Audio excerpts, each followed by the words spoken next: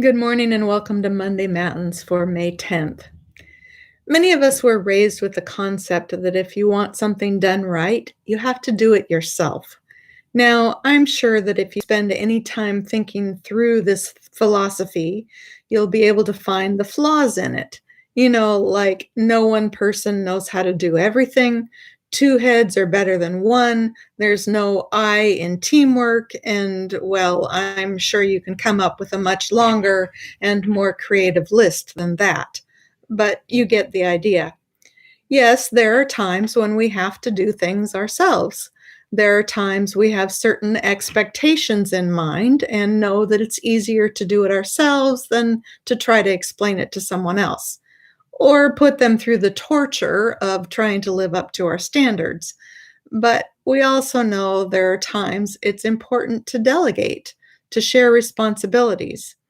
The Bible has countless verses reminding us to share one another's burdens, and in our minds, we always seem to focus on one side of that, as in, I'm happy to help you carry your burdens. We forget that the flip side is that sometimes we have to let other people help us carry our own.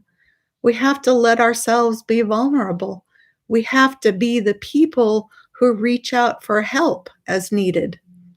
The following comes from an article I found on AmericanExpress.com, which I know may seem like a strange place to find inspiration. But while it's written for people starting their own businesses, it has some good info for the rest of us. I won't read it in its entirety, but here are some of the more helpful bits. Is asking for help hard for you? Remember the days when you did it all by yourself? Took your first steps, tied your shoes, hit those multiplication tables, and didn't let the nines trip you up? Maybe it was when you finally kicked mom or dad out of the passenger seat and took the car for your first solo spin. You did all those things and you did it all by yourself.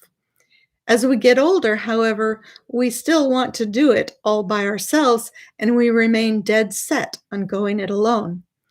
Here's the simple truth.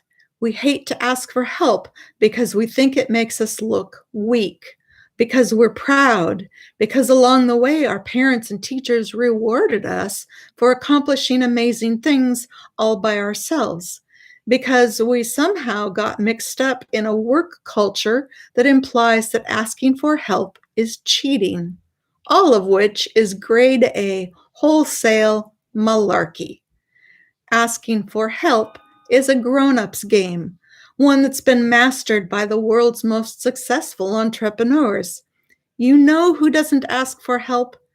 Petulant children and arrogant people. You're smart, and it's perfectly human if you find asking for help to be a little tough. Learning how to kick that all by myself attitude to the curb can make you look like the smartest person in the room. Here's where to start. Number 1, lighten your load. It's not uncommon to take on more than our fair share of responsibilities, but by asking for help and not doing everything yourself, you're becoming a better leader. Number 2, become a champion of other people's strengths. When you ask for help from someone who is better at and loves doing the thing you struggle with, you're allowing that person to live his or her dream, allowing other people's strengths to shine. Number 3, enjoy free time. When you ask for help from people who love doing what they do, you can trust it's being done correctly. This frees up a lot of time, more than you had when you were burdened with the myth that you had to do everything yourself. Your friends and family will thank you. And number 4, lower your stress levels. Asking for help makes you an easier person to be around. Admit it, you get high strung, bogged down. You become the bottleneck people are waiting on because you can't get out of your own way. Why don't you step aside? People are waiting to like you again.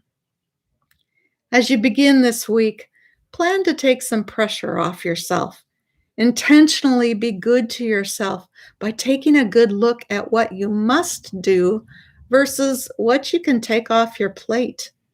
What can wait until later?